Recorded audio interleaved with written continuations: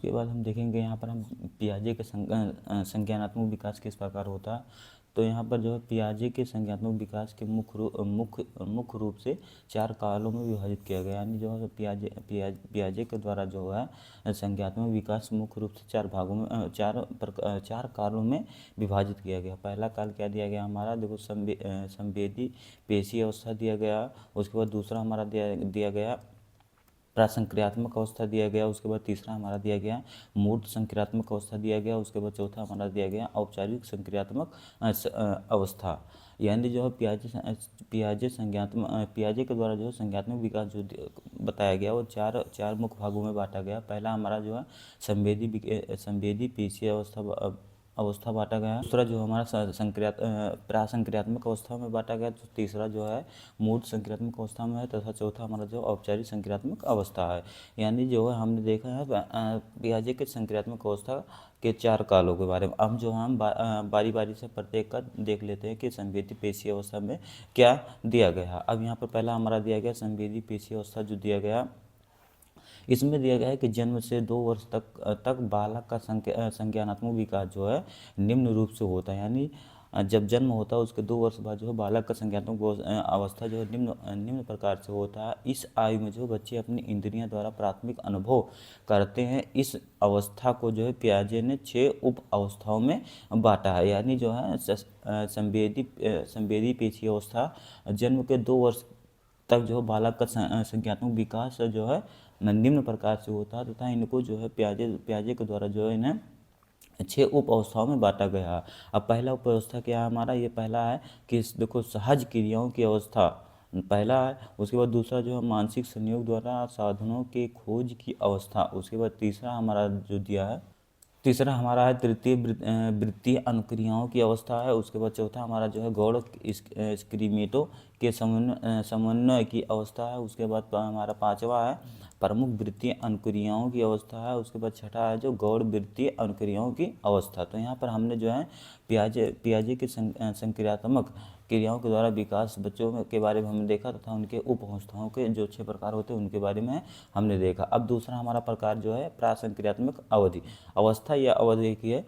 यह इसमें क्या है हमारा, यह अवधि जो है 2 से 4 वर्ष की होती है। इस अवस्था में जो बच्चे अपने इधर उधर की वस्तुएं प्राणियों व शब्दों के संबंध स्थापित करने लगते हैं। ये सब जो अनुकरण व खेल द्वारा होता है।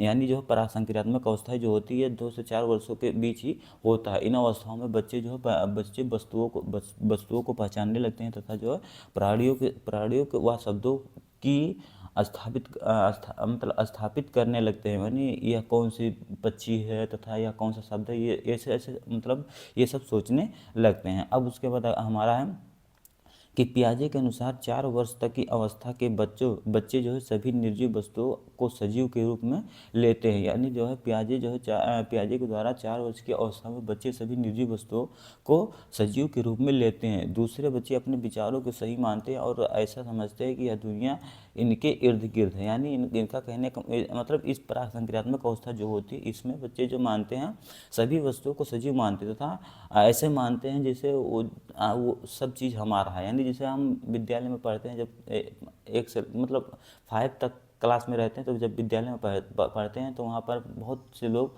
ऐसे कहते होंगे, जब रोड पर कुछ जाता होगा जैसे गाड़ियाँ जाती होंगी या मोटरसाइकिलें जाती होंगी, तो ये बहुत बच्चे बोलते हैं कि ये हमारी गाड़ियाँ हैं, ये हमारी मोटरसाइकिल। ऐसे हम भी बोल रहे हैं, ऐसे आप भी सोचे होंगे।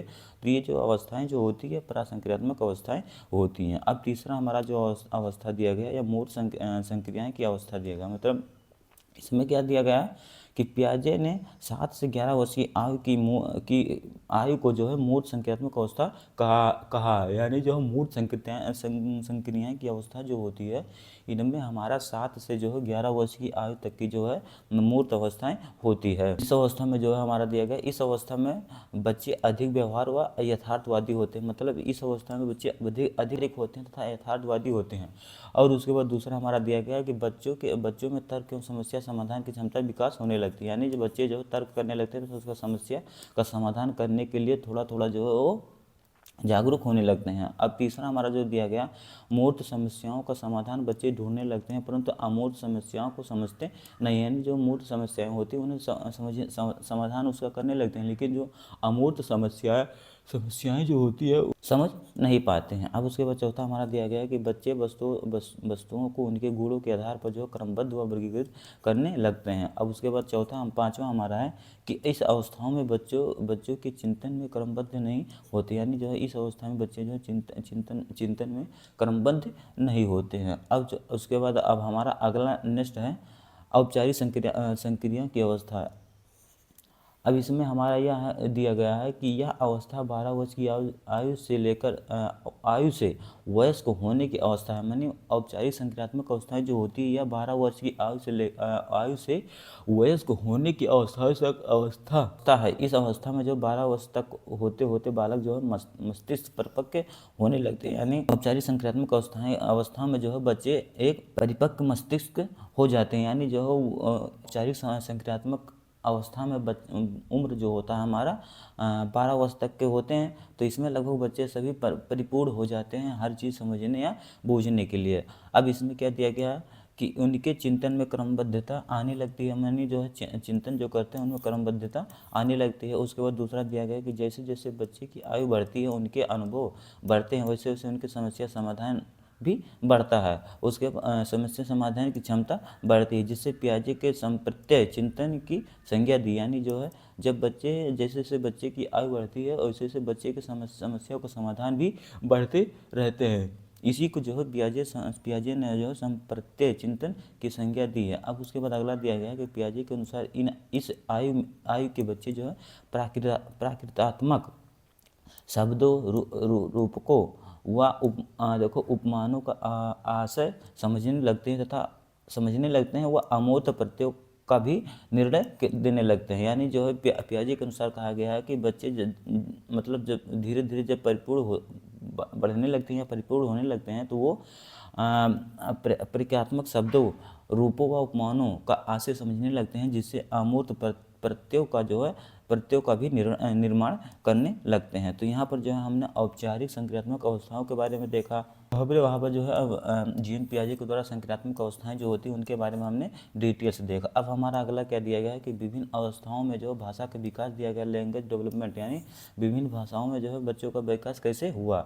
अब इसमें दिया गया है कि भाषा का विकास बौद्धिक विकास की सर्वाधिक उत्तम कसौटी मानी जाती है। यानी भाषा का जो बौद्धिक विकास होता है सर्वाधिक उत्तम कसौटी मानी जाती है। बालक को जो है भाषा का ज्ञान सर्वप्रथम जो है परिवार से होता है। यानी जो भी बच्चे सबसे पहले भाषा सीखते हैं वो जो परिवार में जो भी भाषा बोले जाते हैं उसी भाषा को सीखते हैं। उसके बाद अगला है कि तत्पश्चात विद्यालय व समाज के संपर्क में उनकी भाषाएं का ज्ञान होता है। यानी जो है जब परिवार में जब तक रहते हैं तब तक परिवार के भाषाओं को सीखते हैं। उसके बाद जैसे ही परिवार से बाहर होते हैं, जैसे विद्यालय जाते हैं या समाज में जाते हैं, तो वो समाज की भाषाओं को सीखते हैं तथा विद्यालय की भाषाओं को सीखते हैं। अब इसमें देखो शैशवावस्था में भाषा का विकास कैसे होता है। यहाँ पर दिया गया है कि जन्म के समय बालक देखो क्रंदन करता है। यानी जन्म के समय जब बालक जो क्रंदन मतलब जैसे थोड़ी थोड़ी देर पर वो रोता है या हंसता है, यही सब जो है हमारा क्रंदन है। यह उसकी पहली भाषा होती है। इस समय ना तो उसे स्वर का ज्ञान होता है ना ही व्यंजन का ज्ञान होता है। यानी जो 25 सप्ताह तक शिशु जिस प्रकार की ध्वनि निकालता है उनमें स्वर की संख्या अधिक होती है। यानी जो 25 सप्ताह तक जब तक होता है तब तक वो अनेक प्रकार के स्वर निकालता है। अब उसके बाद अगला है हमारा कि 10 माह की अवस्था में शिशु पहला शब्द बोलता है। यानी जब 10 माह का होता है तो वह पहला शब्द बोलता है जिसे वह बार बार दोहराता रहता है। यानी जब 10 माह का होता है तो वह पहला शब्द बोलने लगता है, जैसे मामा मामा बोलता है, पापा पापा बोलता है, मम्मी मम्मी बोलता है। तो यही सब जो है वो लगभग बार बार दोहराता है।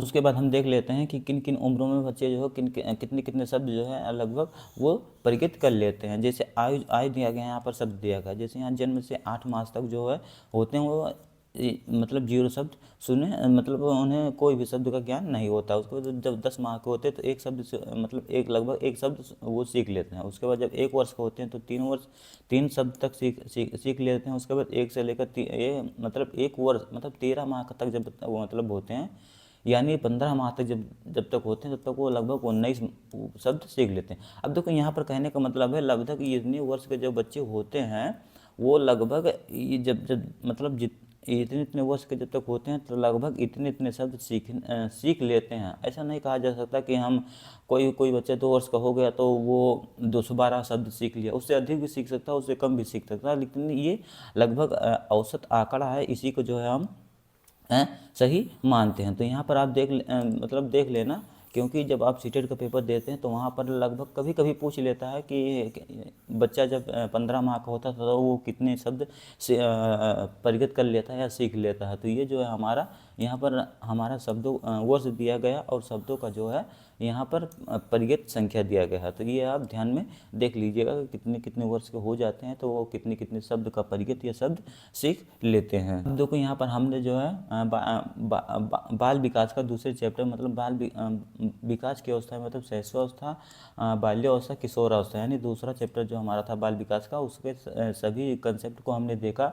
अब इससे रिलेटेड जो है हम क्वेश्चन कर लेते हैं। हमारा क्वेश्चन जो है, क्योंकि हम जब पेपर देंगे तो उसमें हमें अति लघु उत्तरीय तथा लघु उत्तरीय या दीर्घ उत्तरीय प्रश्न के जो है प्रश्न हमें मिलेंगे। तो हमें कंसेप्ट के साथ साथ जो है हमें प्रश्न का उत्तर भी देखना जरूरी है। तो इसमें जो है हमारा जो है अति लघु उत्तरीय प्रश्न जो है हमारा 2 दिया गया तथा लघु उत्तरीय मतलब लघु उत्तरीय प्रश्न 2 भी दिया गया तथा दीर्घ उत्तरीय 2 प्रश्न दिया गया। तो ये 6 प्रश्न दिए गए, तो 6 प्रश्नों को हम विस्तार से देखते हैं कि हमारा ये क्या है, क्योंकि हमें एग्जाम में जो है हमें केवल प्रश्न उत्तर का ही हमें जानकारी मतलब यदि आप थोड़ी अच्छे से पढ़ लेते हैं तो आपको प्रश्न करने में दिक्कत नहीं होगी। कि बाल विकास ऐसा है कि आप यदि गांव क्षेत्र में रहते हैं तो आप बाल विकास को और अच्छी तरह से समझते हैं, लेकिन थोड़ा जैसे शहर में रहते हैं तो वहाँ पर बच्चों का ज़्यादा उतना मेल जोल रहता नहीं, तो वहाँ पर थोड़ा आप उनसे नहीं रूबरू हो सकते हैं। लेकिन यदि गांव क्षेत्र में आप हैं तो बाल विकास का जो सब्जेक्ट है वो आप अच्छी तरह से जो है करने के लिए जो है एक अच्छा उत्तर दे सकते हैं। क्योंकि यदि बाल विकास आपके पास है तो आपका ये विषय जो है एक मजबूत होगा। अब यही बाल विकास जो है हमारे जब आप सीटेट का पेपर देंगे, क्योंकि जब सीटेट आप टेट मतलब डीएलएड कर रहे हैं या मतलब डीएलएड यानी बीटीसी हुई है या जो हमारा बीएड है, ये करने का यही मकसद है कि हमें टीचर बनना है। तो टीचर बनना है तो आपको सीटेट और सुपर टेट पास करना, सीटेट या टेट और उसके बाद सुपर टेट पास करना अनिवार्य होगा। तो उनमें जो हमारा बाल विकास का बहुत बड़ा योगदान है। तो आप बाल विकास सब्जेक्ट को जो है हल्के में मत लीजिएगा। तो चलिए जो है हम पहले इस सब्जेक्ट का जो मतलब दूसरे चैप्टर जो हमने पढ़ा विकास की अवस्थाओं उनके कंसेप्ट को हमने देखा, और अब जो है हम उनके प्रश्नों को देख लेते हैं। पर हमारा पहला प्रश्न दिया गया अति लघु उत्तरीय प्रश्न को हम देखेंगे। पहला अति लघु उत्तरीय प्रश्न में क्या दिया गया है कि बाल्यावस्था की मुख्य 2 विशेषताओं को हमें बताइए। अब देखो बाल्यावस्था की 2 विशेषताओं को हमें बताना है। अब देखो बाल्यावस्था के बारे में हम थोड़ा लिख देंगे, उसके बाद 2 विशेषताएं लिख देंगे, इसका जो अति लघु उत्तरीय प्रश्न जो है हमारा कंप्लीट हो जाएगा। अब यहाँ पर क्या दिया गया है कि बाल्यावस्था व्यक्ति के जीवन का एक महत्वपूर्ण चरण होता है जो लगभग 3 से 12 वर्ष की आयु के बीच मानी जाती है। यानी बाल्यावस्था जो होता है जीवन के एक महत्वपूर्ण चरण होता है, इस जो लगभग 3 से 12 वर्ष की आयु के बीच माना जाता है। इस अवधि में शारीरिक, मानसिक और सामाजिक भावनात्मक विकास तीव्र गति से बढ़ता है। यानी 3 से 12 वर्ष की आयु में आपका शारीरिक, मानसिक, सामाजिक और जो भावनात्मक विकास तीव्र गति से बढ़ता है। अब उसके बाद हम यहाँ पर लिखेंगे क्या, बाल्यावस्था की मुख्य 2 विशेषताएं निम्नलिखित इस प्रकार हैं। अब यहाँ पर पहला हमारा क्या है, तेजी से शारीरिक और मानसिक विकास, एक विशेषता ये लिख देते हैं। अब इसके अंतर्गत हम थोड़ा सा लिख देंगे कि इस अवस्थाओं में बच्चों का शारीरिक विकास तेजी से होता है तथा साथ ही उसकी संज्ञात्मक क्षमताएं जो है, भाषा कौशल और सोचने समझने की क्षमता भी जो है विकसित होती है। अब उसके बाद दूसरा जो हमारा है जिज्ञासा और सीखने की प्रवृत्ति लिख देंगे, दूसरी विशेषता है। अब देखो बच्चे इस उम्र में जो है अत्यधिक जिज्ञासु होते हैं और नए नए जो है भावनाओं को सीखते हैं, वो अन्वेषण और पर्यावरण से जानकारी प्राप्त करने में रुचि रखते हैं। यानी जो हमारा बाल्यावस्था की 2 विशेषताएं हैं उनके बारे में हम थोड़ा लिखा, उसके बाद थोड़ा जो है विशेषताओं को थोड़ा और डिफाइन कर दिया। पहला हमारा तेजी से शारीरिक विकास से मानसिक मतलब तेजी से शारीरिक और मानसिक विकास के बारे में लिख दिया। उसके बाद दूसरा जो है जिज्ञासा और सीखने की प्रवृत्ति के बारे में लिख दिया। तो ये हमारा अति लघु उत्तरीय प्रश्न हमारा कंप्लीट हो गया कि बाल्यावस्था की मुख्य 2 विशेषताएं के बारे में आप बताइए। दूसरा हमारा क्या दिया गया, दूसरा प्रश्न दिया गया है कि शैशवावस्था में मानसिक विकास की कोई एक विशेषता लिखी, यानी जब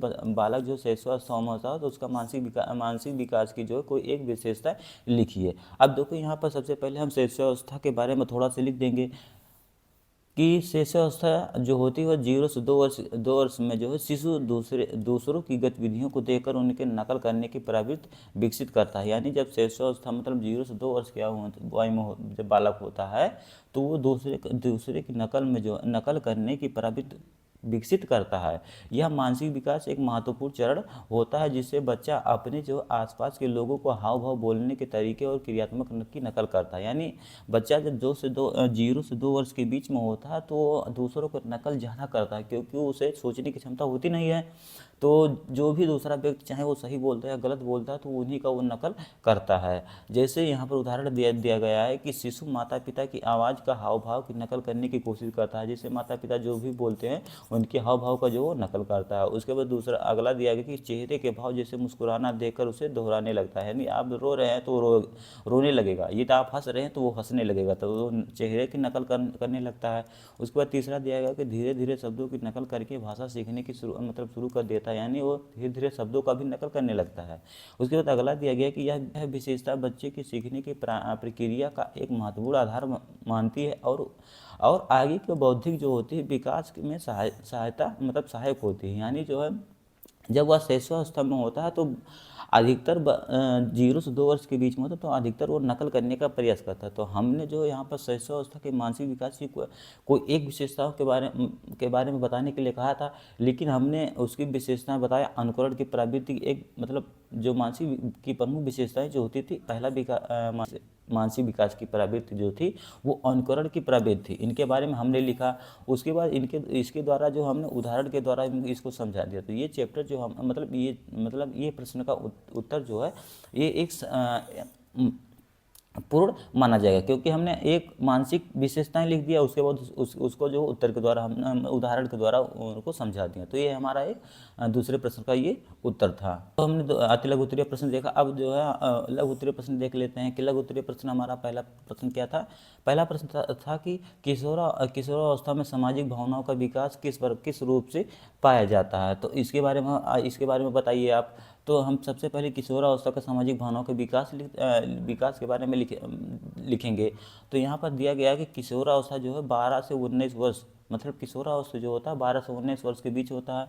यह जीवन का एक महत्वपूर्ण चरण होता है जिसमें जो है शारीरिक, मानसिक और भावनात्मक विकास के साथ साथ सामाजिक भावनाओं का विकास भी तेजी से विकास होने लगता है। इस अवस्था में व्यक्ति समाज में अपनी भूमिका को समझने लगता है और सामाजिक मूल्यों को अपनाने की प्रवृत्ति विकसित करने लगता है। यानी जब वह 12 से 19 वर्ष के बीच में होता है तो उसके मानसिक, शारीरिक, भावनात्मक विकास बहुत तेज़ी से तथा सामाजिक भावनाओं का विकास बहुत तेज़ी से होने लगता था। वह व्यक्ति समाज की भूमिकाओं को समझने लगता है तथा समाज के मूल्यों को अपनाने की प्रवृत्ति जो है करने लगता है। अब यहाँ पर दिया गया है कि किशोरावस्था में सामाजिक भावनाओं का विकास प्रमुख रूप से जो है मित्रता और समूह चेतना का विकास होता है। यानी जो किशोरावस्था में सामाजिक भावनाओं के विकास के प्रमुख रूप से मित्रता और समूह चेतना का विकास होता है। अब इसमें देखेंगे कि देखो किशोरावस्था में जब किशोरावस्था में अपने होते हैं वो हम जो उस उम्र में मित्रों के साथ जो है अधिक समय बिताने लगते हैं। यानी जब किशोरावस्था में होते हैं तो जो बच्चे होते हैं वो अधिकतर जो है अपने मित्रों के साथ अधिक समय बिताने लगते हैं तथा वह सामूहिक गतिविधियां जो जैसे बोल बोल गतिविधियां जैसे खेल, चर्चा या बोलचाल या सांस्कृतिक कार्यक्रम में भाग लेते हैं। जैसे कोई भी खेल होगा या कोई कहीं पर चर्चा होगा या सांस्कृतिक कार्यक्रम होगा, वो अपने मित्रों के साथ चले जाते हैं तथा वो टीम वर्क को समझते हैं। यानी जो वो टीम के साथ रहते हैं और समूह में जुड़ने की इच्छा के कारण उनमें जो सहानुभूति और सहयोग की भावना बढ़ती है। यानी जो समूह में जो आने जाने या रहने की जो इच्छा होती है वो बढ़ने लगती है तथा वो टीम वर्क के साथ हर चीज़ करने के लिए जो इच्छुक रहते हैं।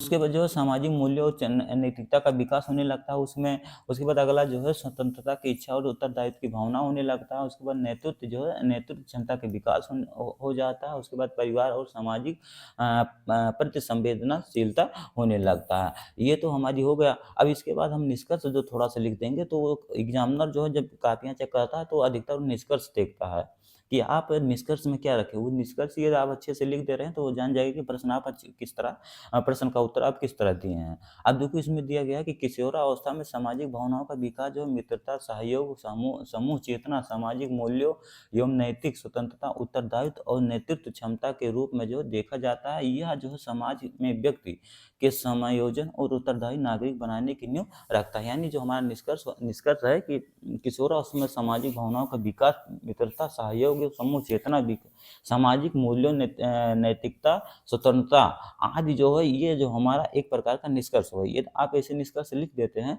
तो आप एग्जामिनर आप जान जाएगा कि आप प्रश्न का उत्तर आप किस प्रकार दिए हैं। तो आपको निष्कर्ष देकर वो पूर्ण रूप से आपका जितना नंबर रहेगा वो पूरा नंबर दे देगा। अब दूसरा हमारा प्रश्न क्या है कि सृजनात्मक विकास किसे कहते हैं, यानी सृजनात्मक विकास के बारे में हमें लिखना है।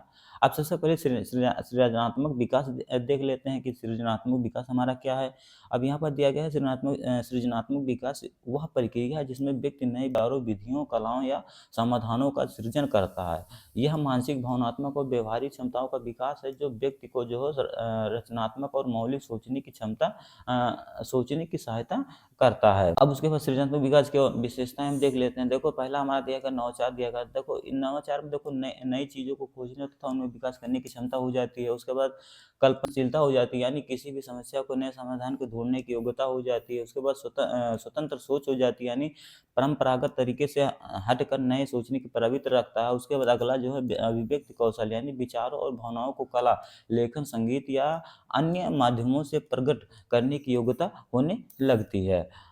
उसके बाद जो है समस्या समाधान की प्रवृत्ति हो जाती है। समस्या समाधान में क्या होता है कि विभिन्न समस्याओं को समाधान के लिए रचनात्मक दृष्टिकोण अपनाने लगता है। यानी जो है इतना चीज़ जो है सृजनात्मक विकास होने लगता है, नवाचार होने लगता है, कल्पनाशीलता हो जाता है, स्वतंत्र सोच हो जाती है, अभिव्यक्ति कौशल हो जाता है तथा समस्या समाधान हो जाती है। जैसे अब देखो उदाहरण के द्वारा हम आप इसमें बता देते हैं कि जैसे कैसे होता है। जैसे कोई बच्चा अपनी कल्पना से एक नई कहानियाँ गढ़ता है। उसके बाद किसी वैज्ञानिक द्वारा नई तकनीक का आविष्कार किया जाता है। उसके बाद कलाकार द्वारा किसी नई शैली का चित्रकला बनाई जाती है। ये जो है एक प्रकार का हमारा क्या है, सृजनात्मक विकास है। तो हमने सृजनात्मक विकास के बारे में देखा कि सृजनात्मक विकास कैसे होता है, उनकी विशेषताओं के बारे में देखा। अब तक हमने जो है लघु उत्तरीय प्रश्न के बारे में 2 प्रश्न दिए थे, उनके बारे में हमने देखा। अब देखो यहाँ पर हमारा दीर्घ उत्तरीय प्रश्न दिया गया। अब दीर्घ उत्तरीय प्रश्न में क्या दिया गया कि बुद्धि परीक्षण की उपयोगिता क्यों होती है, इनके बारे में आप लिखिए। अब देखो यहाँ पर क्या बुद्धि परीक्षण की उपयोगिता के बारे में हम लिखते हैं कि बुद्धि परीक्षण जो है व्यक्ति की मानसिक क्षमताओं या संज्ञानात्मक योग्यताओं को मापने के लिए जो है विकसित किए गए हैं वैज्ञानिक उपकरण होते हैं। इनका उपयोग जो है शिक्षा, मनोविज्ञान, व्यावसायिक और चिकित्सीय क्षेत्रों में जो है किया जाता है। जैसे बुद्धि परीक्षण की उपयोगिता को निम्नलिखित बिंदुओं के माध्यम से समझा जा सकता है। जैसे यहाँ पर दिया गया शैक्षिक क्षेत्र में उपयोगिता। अब यहाँ पर देखो बच्चों की बौद्धिक क्षमता का मूल्यांकन कैसे किया जाता है। जैसे यहाँ पर बुद्धि परीक्षणों में यह पता लगाया जाता है कि कोई भी बच्चा किस स्तर तक बौद्धिक क्षमता रखता है, जिससे उसकी शिक्षा को उचित दिशा दी जाती है। उसके बाद अगला दिया गया है क्या, शिक्षण विधियां का निर्धारण। जैसे कमजोर और प्रतिभाशाली छात्रों की पहचान कर उनके लिए जो है विशेष शिक्षण विधियां अपनाई जाती है। उसके बाद तीसरा हमारा दिया गया कि कैरियर परामर्श में क्या है हमारा, जिससे विद्यार्थियों की रुचि और क्षमता के अनुसार उचित जो है शैक्षिक मार्गदर्शन दिया जा सकता है। उसके बाद हमारा दूसरा दिया गया मानसिक स्वास्थ्य और नैदानिक उपयोगिता के बारे में हम देख लेते हैं। अब इसमें क्या दिया गया है हमारा, देखो मंद बुद्धिता और प्रतिभाशाली व्यक्ति की पहचान। देखो जिन बच्चों या वयस्कों में बौद्धिक क्षमता या असाधारण प्रतिभा होती है उनकी पहचान कर जो उचित सहायता दी जा सकती है। उसके बाद दूसरा दिया गया है कि मानसिक विकारों की पहचान। जैसे इसमें जो है मनोवैज्ञानिक समस्याओं जैसे सीखने में कठिनाइयाँ, ध्यान अवधि की समस्या, डिमेंशिया आदि का पता लगाने के लिए बुद्धि परीक्षण किया जाता है। उसके बाद तीसरा हमारा दिया गया संज्ञानात्मक सुधार। जैसे औद्योगिक और व्यावसायिक क्षेत्रों में सही कर्मचारियों के चयन और उनके जो कार्य प्रदर्शन को करने के लिए जो बुद्धि परीक्षण का उपयोग किया जाता है। अब उसके बाद जो हमारा देखो न्यायिक और सैन्य क्षेत्र में उपयोगिता। अब यहाँ पर तीसरा हमारा जो है न्यायिक और सैन्य क्षेत्र में उपयोगिता क्या है। अब इसके अंदर क्या क्या हमारा दिया गया है कि न्यायिक निर्णय में सहायक। अब यहाँ पर इसके अंदर हम लिखेंगे कि अपराधियों की मानसिक योग्यता और अपराधों अपराध करने की मानसिक जो है स्थिति की जांच करने के लिए बुद्धि का परीक्षण करना। उसके बाद सैन्य भर्ती एवं परीक्षण, सैनिक की तर्क क्षमता या समस्या समाधान योग्यता या निर्णय लेने की क्षमता को मापने की बुद्धि परीक्षण किए जाते हैं। यानी जो है यहाँ पर स्वस्थ देखो मानसिक स्वस्थ और नैदानिक उपयोगिता का जो बुद्धि परीक्षण किया जाता है वो मंद बुद्धि का परीक्षण किया जाता है, मानसिक विकारों का परीक्षण किया जाता है, संगठनात्मक विचारों का परीक्षण किया जाता था। जैसे अब ये तो हमारा मानसिक स्वस्थ हो गया। अब उसके बाद न्यायिक जो है न्यायिक या सैन्य क्षेत्र में उपयोगिता क्या है, मतलब मानसिक बुद्धि का, तो उसके द्वारा उसके अंदर क्या है कि हमारा परीक्षण किया जाता है, न्याय का निर्णय का सहायक लेने का जो परीक्षण किया जाता है। उसके बाद सैन्य भर्ती में परीक्षण जो होता है उनमें ऐसा नहीं लिया जाता है कि सैन्य भर्ती में यदि आप उनके पास कोई सैन्य सुझाव की बुद्धि नहीं है तो आप उनको उनको भर्ती ले लेते हैं। तो आप बोल रहे हैं यहाँ जाने के लिए, वो कर रहा है वो करने के लिए। तो ये जो इसीलिए बुद्धि परीक्षण किया जाता है कि जिस कार्य के लिए उसे लिया जाता है तो उसका बुद्धि परीक्षण किया जाता है। तो यही हमें इसमें लिखना है। अब उसके बाद हमारा चौथा दिया गया कि वैज्ञानिक अनुसंधान व सामाजिक विकारों में उपयोगिता के बारे में के अंतर्गत कैसे बुद्धि परीक्षण किया जाता है। अब यहाँ पर दिया गया देखो व्यक्तित्व और व्यवहार व्यवहार अध्ययन। देखो बुद्धि परीक्षणों का उपयोग मनोविज्ञान और समाजशास्त्र में जो है अनुसंधान के लिए किया जाता है। उसके बाद दूसरा हमारा दिया गया सामाजिक सुधार जो है कार्यक्रम में सहायक, यानी कमजोर वर्गों व विशेष आवश्यकता वाले लोगों की पहचान कर उन्हें विशेष सुविधा प्रदान की जाती है। तो हमने जो यहाँ पर देखा जो है बुद्धि परीक्षण की उपयोगिता क्या-क्या है, दीर्घ उत्तरीय प्रश्न था, इसीलिए जो हमने कई भागों में इसे बाँट कर जो है इसका विस्तार से व्याख्या किया तथा वो अच्छी तरह से सीखा। तो यहाँ पर हमने प्रश्न नंबर 1 का जो है अच्छी तरह से देखा। अब यहाँ पर हमारा अगला प्रश्न दिया गया है दीर्घ उत्तरीय प्रश्न का दूसरा प्रश्न जो हमारा दिया गया किशोरावस्था को परिवर्तन की अवस्था क्यों कहते हैं? यानी जो किशोरावस्था में जो किशोरावस्था जो होता है उसे परिवर्तन अवस्था क्यों कहते हैं? इनके बारे में आप विस्तार से लिखिए। तो हमने जो अभी तक पहला प्रश्न देखा, क्योंकि दीर्घ उत्तरीय प्रश्न था तो ये कम से कम 150 शब्दों में लिखा जाता है, इसीलिए जो है हमने इन्हें कई पार्ट मतलब कई भागों में बाँट कर उनका जो है विस्तार से वर्णन किया। उसी प्रकार दूसरा प्रश्न जो दिया गया है कि किशोरावस्था को परिवर्तन की अवस्था क्यों कहते हैं? अभी ये अति लघु उत्तरीय प्रश्न होता तो यहाँ से लेकर हम यही लिख देते इतना, तो हमारा अति लघु उत्तरीय प्रश्न हो जाता है। लेकिन हमें दीर्घ उत्तरीय प्रश्न के बारे मतलब दीर्घ उत्तरीय दिया है इसके बारे में विस्तार से लिखना है, तो इसे हमें अच्छी तरह से लिखना होगा क्योंकि ये लगभग 100 से 150 शब्दों में हमें लिखना होता है। तो चलिए जो हम इसको देख लेते हैं कि हमारा जो है दूसरे किशोरावस्था में परिवर्तन की अवस्था क्यों कहते हैं, इनके बारे में हम देख लेते हैं। अब यहाँ पर हमारा दिया गया है कि किशोरावस्था जो होता है, किशोरावस्था को जीवन का संक्रमण काल कहा जाता है। मतलब जीवन का जो है संक्रमण काल किशोरावस्था को कहा जाता है, क्योंकि यह 12 से 19 वर्ष की अवधि के बीच होता है। इस अवधि में बालक ना तो पूरी तरह से जो बच्चा रहता है और ना ही वयस्क होता है। यानी जो जब 12 से 19 वर्ष का हो जाता है तो वो ना पूर्ण रूप से वो बच्चा रहता है, ना ही पूर्ण रूप से वह वयस्क हो जाता है, यानी बल्कि वह इन दोनों अवस्थाओं के बीच रहता है। यानी वयस्क और जो है शैशवावस्था और किशोरावस्था के बीच में ही वह रहता है। इस समय जो है शारीरिक, मानसिक और सामाजिक भावनात्मक रूप से महत्वपूर्ण परिवर्तन होते हैं। इसलिए इसे जो है परिवर्तन की अवस्था कहा जाता है। यानी जो किशोरावस्था को इसीलिए परिवर्तन अवस्था कहा जाता है क्योंकि ये ना ही पूर्ण रूप से बच्चा रहता है, ना ही पूर्ण रूप से जो है वयस्क होता है। ये बीच में होता है, इसीलिए जिसे परिवर्तन अवस्था कहते हैं। और इसका दूसरा जो होता है ये संक्रमण काल भी इसे कहा जाता है। यानी किशोरावस्था को संक्रमण काल भी कहा जाता है और परिवर्तन अवस्था भी कहा जाता है। तो ये हमारा जो है एक ये बहुविकल्पीय अवस्था में पूछ लेता है किशोरावस्था, निम्नलिखित में से किशोरावस्था क्या है? अब उसमें दिया रहेगा संक्रमण काल है और 4 ऑप्शन दिया रहता है, उसमें जैसे संक्रमण काल दिया तो आप संक्रमण काल मार दीजिए। उसके बाद ये परिवर्तन अवस्था दिया तो उसे परिवर्तन अवस्था पर टिक कर देते हैं, तो आपका प्रश्न जो है ये सही हो जाएगा। इसमें जो किशोरावस्था में होने वाले प्रमुख परिवर्तन के बारे में हम देख लेते हैं। पहला दिया गया हमारा शारीरिक परिवर्तन। अब देखो किशोरावस्था में शारीरिक परिवर्तन पहला हमारा जो दिया गया यौन आरंभ। मतलब इस अवस्था में शरीर में जो हार्मोनल परिवर्तन होने लगते हैं, जिससे लड़कों और लड़कियों में जो यौन विशेषताओं का विकास होने लगता है। अब उसके बाद शारीरिक वृद्धियाँ जो होती है, शरीर की लंबाई और भार तेजी से बढ़ता है, जिससे कभी-कभी किशोर जो असहज महसूस करने लगते हैं। शारीरिक वृद्धि बहुत तेजी से होने लगता है। उसके बाद जो आवाज़ में परिवर्तन होने लगता है, यानी लड़कों की आवाज़ भारी होता है और लड़कियों की आवाज़ जो है अधिक मधुर होती है। अब उसके बाद तीसरा दिया गया चेहरे और शरीर पर बालों का विकास होने लगता है, यानी जो लड़कों में दाढ़ी मूंछ और लड़कियों में शारीरिक संरचना में परिवर्तन होने लगता है। अब दूसरा दिया गया है कि मानसिक एवं संज्ञानात्मक परिवर्तन किस प्रकार होता है। अब यहाँ पर दिया गया है क्या कि तर्क एवं निर्णय लेने की क्षमता का विकास होने लगता है, कल्पना शक्ति एवं रचनात्मक बढ़ने लगती है। उसके बाद अगला दिया गया देखो स्वतंत्रता की भावना प्रबल होती है। उसके बाद तीसरा दिया गया कि सीखने और जटिल समस्याओं को हल करने की जो है योग्यता विकास होने लगती है। उसके बाद तीसरा हमारा दिया गया है क्या कि भावनात्मक परिवर्तन में क्या क्या होता है। भावनात्मक परिवर्तन में तीव्र और अस्थिर होता है, मतलब भावनात्मक परिवर्तन जो होता है भावनाएं तीव्र होती है और अस्थिर होती है इस अवस्था में। उसके बाद तीसरा दिया गया अक्सर मूड बदलते रहते हैं। उसके बाद तीसरा दिया है कि स्वयं की पहचान और आत्मसम्मान को लेकर जो संवेदनशील बढ़ती रहती है, यानी स्वयं की पहचान और आत्मसम्मान के लिए जो है उन्हें संवेदनशीलता बढ़ती रहती है। उसके बाद अगला दिया गया कि अक्सर अकेलापन या विद्रोह की भावना आती रहती है इसमें। उसके बाद चौथा दिया गया सामाजिक परिवर्तन में क्या होता है। अब इसमें मित्रों और समूह की राय अधिक महत्वपूर्ण लगती है, यानी जो इस अवस्था में जो है मित्रों एवं समूह की राय बहुत अधिक महत्वपूर्ण लगती है, अच्छी लगती है। उसके बाद अगला दिया गया स्वतंत्रता की इच्छा और पारिवारिक नियमों की असहमति बढ़ जाती है, यानी वो जो है जब इस अवस्था में होता है तो वो स्वतंत्र इच्छा लेने का प्रयास करता था, परिवार के नियमों का असहमत में नहीं वह मानने के लिए इच्छुक नहीं होता, असहमत हो जाता था। असहमति बढ़ सकती है, बढ़ने लगती है। उसके बाद तीसरा जो दिया गया हमारा समाज में अपनी पहचान बनाने की कोशिश करने लगता है। उसके बाद नेतृत्व क्षमता या सामाजिक दायित्व की भावनाओं को विकसित करना या विकास करना चाहता है। यहाँ पर जो हमने किशोरावस्था में परिवर्तन की अवस्थाओं के बारे में हमने विस्तार से देखा।